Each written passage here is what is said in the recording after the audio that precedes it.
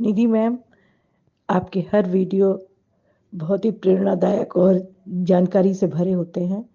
पर जानवरों की सीरीज़ में पूर्व जन्म और सच्ची जानवरों की सच्ची घटनाओं वाली सीरीज़ में जानवरों द्वारा अपने ऊपर इंसान की तकलीफ़ और मृत्यु को अपने ऊपर लेने का वर्णन बहुत ही अनोखा था।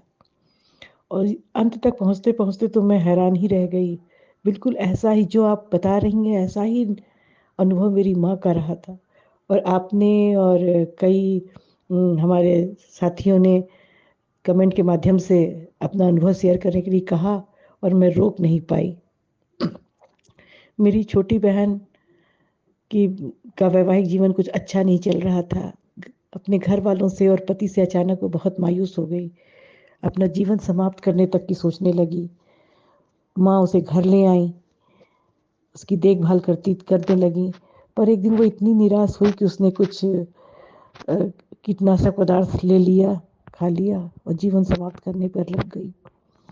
वो तो भला हुआ लोगों ने समय रहते उसे देख लिया और एक घरेलू डॉक्टर ने भरपूर इलाज किया उसका।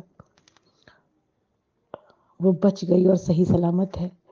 पर मेरी माँ जो प्रत्यक्षदर्शी थीं, जो उसके सामने थीं, उनका कहना सुन के हमारे रोंगटे खड़े हो जाते थे और यही अनुभव मुझे आपकी बात या वीडियो में सुनने के बाद महसूस हुआ। माँ कहती हैं कि मेरा पालतू कुत्ता, घर का पालतू कुत्ता सानू एल्सेशियन डॉग था, अच्छा-सा था, अच्छा मज़बूत और खूबसूरत जवान कुत्ता था। और वो बहन जब बीमार थी उसके सिरहाने अपने दोनों पैर बेड पर रख के कान खड़े करके उसको सूंघता था। उसके शरीर में कोई हरकत नहीं देख के पैर की तरफ जाता था, वहाँ भी ऐसे ही खड़े होके उसको सूंघता था, फिर वापस चला जाता था। सभी बहन की तीमारदारी देखभाल में लगे हुए थे, माँ, पिताजी और डॉक्टर। कई बार वो इस तरह की घटना उसने दोहराई। काफ़ी देर रात गए, सुबह तक पता चला कि बहन अब खतरे के बाहर है। डॉक्टर ने कहा कि इसकी अच्छी सी देखभाल करिए, उसको अच्छा माहौल दीजिए। अचानक उसी दिन शाम को बहन तो ठीक होने लगी और मेरा मेरा वो प्यारा कुत्ता नहीं रहा। माँ कहती हैं कि वो घर के नौकर ने बताया कि वो बाहर बरसात का दिन था, कुछ जहरीले कीड़े वगैरह निकलते हैं, मेढक जैसा या कुछ और भी, जो रहा हो किसी ने देखा नहीं था। उसको वो भगाया करता था, शायद वो खा लिया है इसीलिए वो नहीं रहा। पर मेरी माँ इस बात को मानने के लिए तैयार नहीं थी।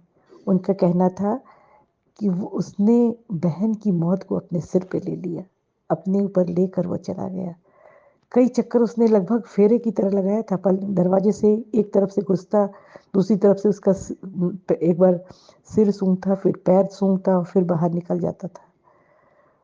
बहन उसे लाई थी, उसकी देखभाल भी किया करती थी। शादी के 2 साल के बाद उसे ही ये घटना हुई और ये सुनने के बाद मुझे बिल्कुल लगा कि माँ मेरी ठीक कहती थी। ये आप जो बता रही हैं, ये उस ये घटना एक दूसरे को प्रमाणित करती है। आपकी बात, मेरी माँ का कहना, दोनों मुझे बहुत रोमांचित कर गया और मैं कहने से रुक नहीं पाई।